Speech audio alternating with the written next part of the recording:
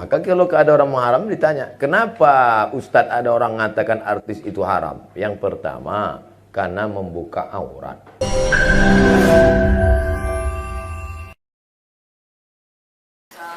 Saya mewakili teman-teman yang bersatu profesi, ingin penjelasan dari Pak Ustadz tentunya. Kita banyak sekali di-share tentang bahwa artis itu tidak boleh. Kita sebagai artis itu sebenarnya haram. Gimana menurut Pak Ustadz? Al-aslu fil asya' al-ibahah. Hukum asal segala sesuatu dalam Islam boleh. Hukum asal sesuatu dalam Islam bukan haram. Al-aslu fil asya' al-ibahah. Hukum asal segala sesuatu adalah boleh. Makanya yang mesti ada itu label haram, bukan label halal. Karena hukum asalnya adalah halal. Kalau sudah halal dikasih label halal kan berarti 2 kali lipat. Di mana letaknya haram? Maka kalau ada orang haram ditanya, kenapa Ustadz ada orang mengatakan artis itu haram? Yang pertama, karena membuka aurat. Lalu kalau yang dia perankan itu seorang ibu, pakai jilbab, pakaiannya longgar, 20 episode, ke-20-nya nggak ada dia buka aurat. Di mana letak haramnya? Yang kedua, ada sentuhan kulit dengan tak mahram. Kebetulan dalam perannya itu selama 20 episode memang peran dia tak ada sentuhan. Orang ibu di Pantai Jompo tak ada bersentuhan dengan orang. Jadi harus dilihat di mana letak haramnya. Ustadz, itu tari persembahan itu haram. Ada tari persembahan menyambut bupati, menyambut gubernur, kan disambut dengan tari persembahan. Saya tanya letak haramnya di mana? Karena digunakan kata sembah. Oke, kalau gitu nggak usah kita buat tari sembah. Namanya apa? Tari welcome. Menyambut selamat datang. Tetap haram juga Pak Ustadz. Kenapa? Karena yang menari itu anak gadis. Oke, kalau gitu jangan anak gadis. Kita latih anak TK. Anak TK nari kan lucu. Maka bupati, gubernur ketika melihat anak TK, ingat dia anak di rumah. Tapi kalau anak gadis, lupa dia bini di rumah. Maka kalau melihat sesuatu itu dilihat di mana letak haramnya. Salah satu sampel yang saya beri adalah haram karena membuka aurat, haram karena berapa banyak orang mengirim saya film-film pendek 5 menit yang tidak ada unsur haramnya tapi menyentuh hati. Yang paling saya ingat adalah ketika seorang gila tidur di depan ruko, dia usir, dia ini. Tapi ternyata orang itulah yang menyelamatkan dari pencuri. Tidak ada unsur haram di situ. Kenapa kita tidak pernah berpikir membuat film-film kemanusiaan tanpa mempertontonkan aurat, tanpa melanggar ajaran agama? Kenapa tidak buat film pendek yang menyentuh? Satu lagi film dari Cina, itu Thailand, yang film Cina pernah. Seorang direktur perempuan numpang di mobil karyawannya, mobil biasa. Akhirnya di tengah jalan, preman-preman orang kaya ngamuk. Disangka ini perempuan biasa, dia telepon, rupanya dia atasan, datang helikopter, akhirnya ketakutan. Enggak ada tuh buka aurat. Padahal bukan negara Islam. Kenapa kita tidak pernah berkarya dengan karya tanpa merusak ajaran agama kita, tapi yang kita sentuh adalah hati orang. Mudah-mudahan dengan ibu-ibu artis, kawan sahabat artis, berhijrah, tahajud, beribadah, Allah berikan ilham. Kita menyebutnya ilham, tapi kita menyebutnya good idea. Tiba-tiba muncul ide-ide kreatif untuk membuat penulis cerita, untuk membuat, sehingga nanti akan keluarlah film-film pendek. Mungkin tidak difilmkan di bioskop, tapi justru follower, viewernya lebih banyak daripada bioskop. Berjuta-juta. Film agama Ustadz sekarang paling tinggi ditonton 800.000 orang. Film agama paling tinggi 800. Dilan 6 juta. Tidak ada agama. Tapi film-film pendek coba lihat, ditonton berapa? Sekian juta, sekian juta. Artinya apa? Tidak ditonton di bioskop, no problem. Tapi ditonton orang di YouTube, di FB, di Instagram. Buat video-video pendek yang lebih menyentuh. Insya Allah, saya berharap penulis-penulis, artis-artis tetap berkarya. Hijrah tidak membuat berhenti dari berkarya. Berkaryanya sebelum hijrah filmnya buat na'udzubillah dosa, setelah berhijrah justru filmnya mengingatkan orang pada kebaikan-kebaikan insyaallah. Amin. Ya Allah.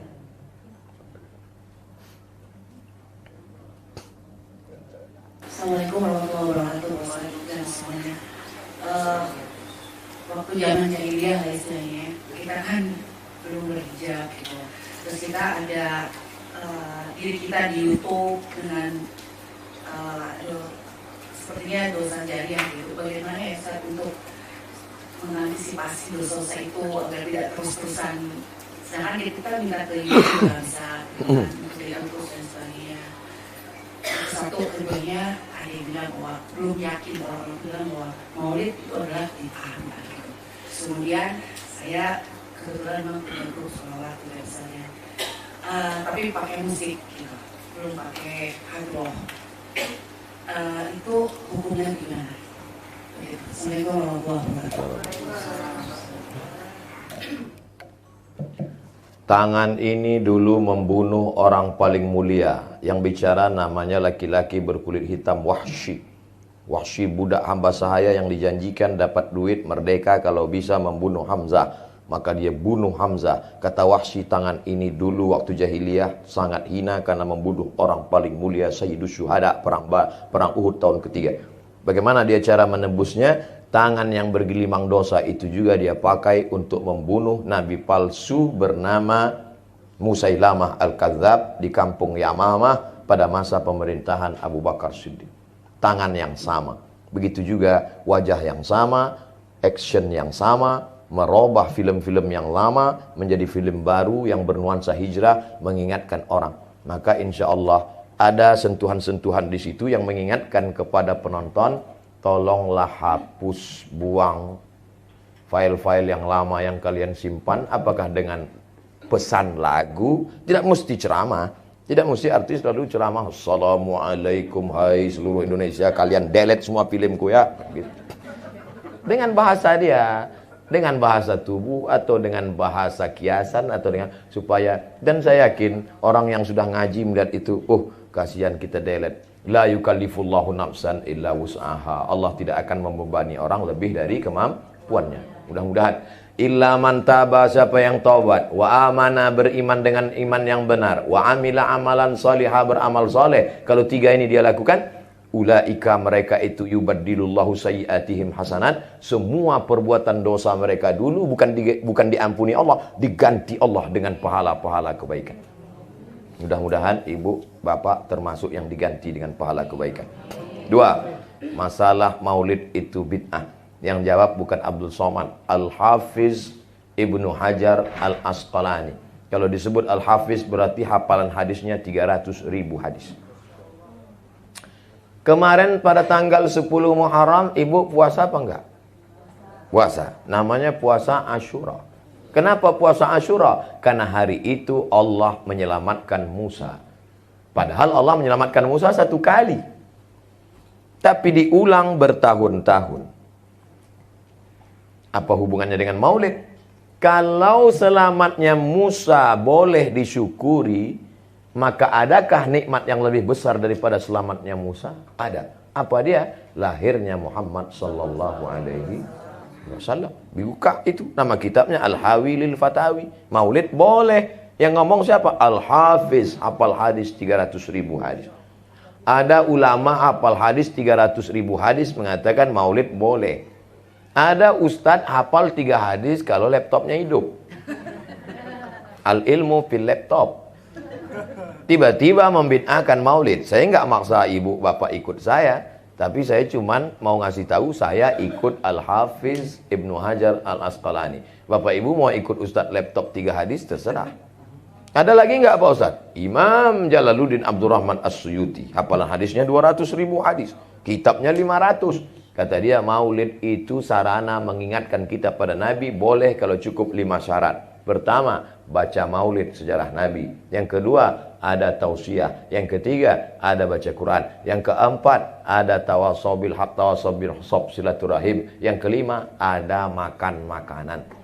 Karena dulu mereka buat maulid itu bersedekah memotong kambing 3.000 ekor, memotong sapi 1 ekor, penuh jalanan, dan piring manisan-manisan. Maka kalau dianggap hari ini kita buat maulid, cukup sudah syaratnya. Ada mengenang Nabi, ada tausiah, ada silaturahim, dan ada makanan-makanan. Masya Allah. Maka dari tadi saya tidak melihat ke sana, takut hilang bahan konsentrasi. 3. Tentang masalah musik. Buka nama kitabnya Fiqhul Musiqa wal Aghani, fikih musik. Nama penulisnya Syekh Yusuf Al-Qaradawi. Ikatan Ulama Sedunia, dia ketuanya. Tinggalnya sekarang di Qatar, Doha, Qatar. Jabatannya pimpinan Fakultas Syariah di Universitas Qatar. Kata beliau, musik sama seperti omongan. Kalau isinya baik, maka baik. Tapi kalau isinya tidak baik, maka tak baik. Musik, gitar, biola, saksofon, akordeon, keyboard, isinya baik. Solawat, doa untuk nikah, niatkan pada Allah, mengingat mati. Bagus, terus berkarya. Tapi saya dibully terus Pak Ustadz. Bully membuli ini kan cuma 2. Kalau kita capek, dia terus. Kalau dia capek, kita terus. Maka kita terus, jangan berhenti. Gitu aja kok capek. Wallahu a'lam bishawab. Baik. Apa hukum orang baca Yasin tahlil untuk orang mati? Baca Yasin untuk orang meninggal, pahalanya dibacakan untuk almarhum. Sampai apa enggak sampai? Emang pernah ada reportnya? Nabi lewat di makam, Nabi ambil pelepah korma, Nabi tusukkan ke makam. Kata sahabat, untuk apa menusukkan pelepah korma di makam? Kata Nabi, ini pelepah korma bertasbih. Tasbihnya sampai pada orang mati. Kata Imam An-Nawawi, meninggal tahun 676. Nama kitabnya Al-Minhaj Syarah Sahih Muslim Ibnul Hajjaj. Kalau tasbih pelepah korma saja sampai pada orang mati, apalagi bacaan Quran orang beriman. Tasbih pelepah korma aja sampai. Jadi kalau ada orang mengatakan bacaan Yasin Abdul Somad nggak sampai, berarti dia menghina saya lebih hina dari pelepah korma. 2. Baca kitab judulnya Ar-Ruh, terjemah bahasa Indonesia Roh, penerbit Pustaka Al-Kausar Jakarta. Penulis Ibnu Qayyim Al-Jauziyah. Ketika anak Umar bin Khattab, namanya Abdullah bin Umar bin Khattab, meninggal, dia pesan, nanti kalau aku mati, bacakan pada bagian kepalaku awal Al-Baqarah 5 ayat, alif lam mim sampai wa ulaika humul muflihun. Pada bagian kakiku bacakan 3 ayat ujung Al-Baqarah yang selalu kita baca, lillahi ma fis samawati wa ma fil ard. Itu menunjukkan bacaan Quran sampai untuk orang mati. Saya sudah sebutkan dalilnya. Kalau nggak percaya juga, tolong kasih saya nama lengkap. Nanti kalau mati saya kirim. Kalau nggak sampai, cepat-cepat kasih kabar. Tahlil, la ilaha illallah, la ilaha illallah, la ilaha illallah. Itu arti tahlil. Habis itu, ya Allah sampaikanlah tahlil kami kepada orang meninggal. Apa kata Imam Ibnu Taimiyah? Namanya Ibnu Taimiyah. Nama kitabnya Majmu' Fatawa. Man halala sab'ina marratan, siapa yang bertahlil 70 kali, summa ahda sawabahu lil mayyit, kemudian dikirimkan hadiah pahalanya ke mayat, intafa'a bihi, pahalanya sampai. Kurang apa lagi? Ustaz marah nih? Enggak, memang begitu gayanya. Apa syarat kita boleh menjamak sholat? Jamak qashar, zuhur 2, asar 2, syaratnya harus safar, musafir. Jarak musafirnya berapa? 89 km. Kalau payah ngingat 89, ingat aja Wali Songo 90. Cici loro telu papat 5 6 7 8 Songo 9 90. Boleh qashar. Adapun jamak, ini jamak zuhur tetap 4, asar tetap 4, maghrib tetap 3, isya tetap 3 pada saat kondisi darurat tingkat tinggi. Kakak kita kemo. Tidak ada musafir, karena rumah dekat samping rumah sakit. Kemo dari jam 8 pagi sampai jam 8 malam. Gimana sholat maghrib dengan sholat isyaknya? Jamak, tapi nggak pakai qashar. Gimana sholat zuhur dan sholat asarnya? Qadha. Karena kalau, kan bisa sholat gini Pak Ustadz, orang kemo nggak bisa. Bergeser dikit, kabelnya terbakar. Urat-urat. Maka dia berapa jam? Mudah-mudahan saudara kita yang kemo sehat. Saya ulang sekali lagi, kalau dia qashar mesti ada safar. pasti ada musafir. Tapi kalau tidak, darurat tingkat tinggi, maka boleh jamak tapi enggak qasar. Tapi daruratnya tingkat tinggi, dokter operasi 5 jam. Dari start jam 12, start jam 11 selesai. Nah, itu jamak takhir. Karena 11 belum masuk waktu zuhur. Nanti selesai operasi, asarnya 4, zuhurnya 4. Jamak tidak pakai qasar. Karena kalau dia tinggalkan pasien mati. Tapi jangan gara-gara ini dikit-dikit jamak. Dikit jamak. Ente kok jamak sih? Kondangan. Arisan jamak, kondangan jamak. Baik. Kalau kita menjamak sholat, mana yang harus kita dulukan?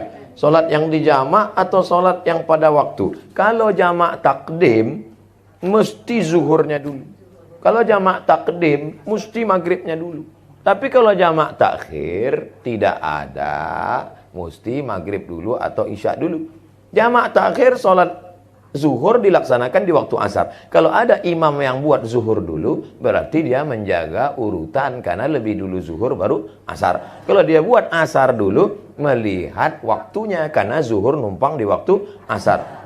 La yustaratu fihil mualat. Tidak disyaratkan mesti berurutan. Nama kitabnya Al-Fiqhul Islami wa Adillatuh. Nama penulisnya Syekh Wahbah Zuhaili, Dekan Fakultas Syariah Islamic Law Universitas Damaskus, Suriah.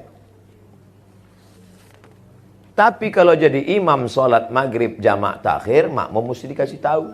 Makmum, ini kita maghrib dulu. Kalau enggak nanti imam 3, makmum yang isya. Mesti kasih tahu makmumnya.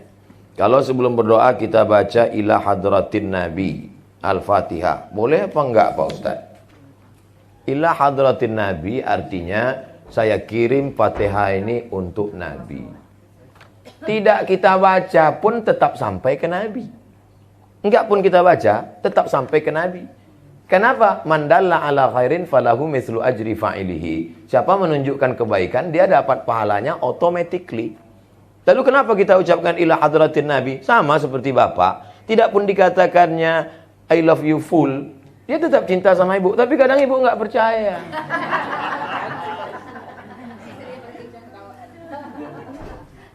Speak up, kata dia. Pak Ustadz, nanti 5 tahun ke depan Pak Ustadz tidak usah ikut politik lagi ya. Saya tidak pernah ikut politik. Dengarkan ceramah saya dari A sampai Z. Saya tidak pernah ikut politik. Saya bukan orang partai. Saya tidak pernah menyebut calon. Saya tidak pernah menyebut partai. Dengar baik-baik. Bahwa saya bertemu orang, tokoh politik, maka semua orang bertemu. Bertemu. Tidak pernah mengajak. Pahami dengan baik. Mendoakan, bertemu. Yang nyuruh Ustadz siapa? Ulama. Bukan saya pandai-pandai sendiri. Saya tidak ada kepentingan. Saya tidak ada ambil uang. Saya tidak ada proyek. Saya bukan minta jabatan. Ulama nyuruh saya temu, doa. Maka bertemu, doa. Bahwa jadi pesan ini bagus. Memang saya tidak pernah ikut. Jadi nggak usah khawatir. Saya paham. Ini adalah jamaah yang tidak tahan melihat saya kena bully. Kami nggak tahan Ustaz. Kalau kami kena bully nggak apa-apa Ustaz. Tapi ketika Ustaz kena bully kami. Perlu dipahami bahwa saya bukan politisi praktis. Dengar baik-baik. Tidak pernah mengajak, tidak pernah jurkam, tidak pernah jadi apapun. Hanya orang bertemu tokoh dan mendoakan. Makanya kalau dibawa ke pengadilan manapun tidak akan kena. Apalagi pengadilan cinta. Mohon doa Pak Ustadz, almarhum Adrian Reskita bin Ajus Hasni meninggal dunia semalam tanggal 5/11. Dan untuk yang lain, saudara-saudara kita, untuk kebaikan-kebaikan, diberikan keberkahan hidup, yang belum bertemu jodoh diberikan jodoh soleh-solehah, yang sudah menikah diberikan anak yang baik-baik. Semoga kita semuanya husnul khatimah. Untuk niat yang baik ini semuanya Al-Fatihah. A'udzubillahi minasyaitonirrajim. Bismillahirrahmanirrahim. Alhamdulillahirabbil alamin arrahmanir rahim maliki yaumiddin. Iyyaka na'budu wa iyyaka nasta'in. Ihdinas siratal mustaqim. Shiratal ladzina an'amta 'alaihim ghairil maghdubi 'alaihim waladdallin. Amin. Allahumma shfi mardana, sembuhkan saudara kami yang sedang sakit ya Allah. Warham mautana, saudara kami yang sudah meninggal, curahkan rahmatmu ya Allah. Allahumma ja'al kuburahum rawdatan min riyadil jinan, jadikan kubur mereka salah satu dari taman-taman surgamu ya Allah. Allahumma anzilir rahmata wassalamata wal barakata ala hadhil jamaah, turunkan keselamatan, kerahmatan, keberkahan kepada seluruh jamaah ini ya Allah. Wa khususan ala sahibi hadzal bait, bil khusus pada sahibul bait yang menjadi tuan rumah kami sebagai tamunya hari ini ya Allah. Allahumma barik lahum fi amwalihim, berikan berkah pada hartanya. Wa barik lahum fi auladihim, berikan berkah pada anak keturunannya. Wa barik lahum fi kulli ma a'taitahum, berikan berkah pada semua rezeki yang kau titipkan padanya ya Allah. Allahumma wafiqna lima tuhibbuhu wa tardah, berikan taufikmu pada kami agar kami dapat beramal dengan amal yang kau cintai dan kau ridai ya Allah. Allahumma ja'alna minat tawwabin, jadikan kami orang-orang yang taubat nasuha. Ja'alna minal mutatahhirin, jadikan kami orang yang mensucikan hati dari angkuh dan sombong. Ja'alna min ibadikas salihin, jadikan kami hamba-hambamu yang saleh. Allahumma ja'al abna'ana wa banatina minas salihin was salihat wal hafizina wal hafizat, jadikan anak-anak keturunan kami menjadi para penghafal Al-Quran. Allahumma rzuqna ziyarata baitikal atiq, berikan kami rezeki yang halal supaya kami bisa berhaji dan berumrah ke Baitullah. Allahumma ja'al akhira kalamina inda intihai ajalina, jadikan akhir kalam kami ketika ajal kami sampai kalimat yang keluar dari mulut kami, la ilaha illallah Muhammadur Rasulullah sallallahu alaihi wasallam. Rabbana atina fid dunya hasanah wa fil akhirati hasanah wa qina adzabannar. Wa sallallahu ala sayyidina wa syafi'ina wa maulana Muhammad wa ala alihi wa sahbihi wasallam walhamdulillahi rabbil alamin. Terima kasih segala perhatian. Mohon maaf segala kesilapan dan kekhilafan.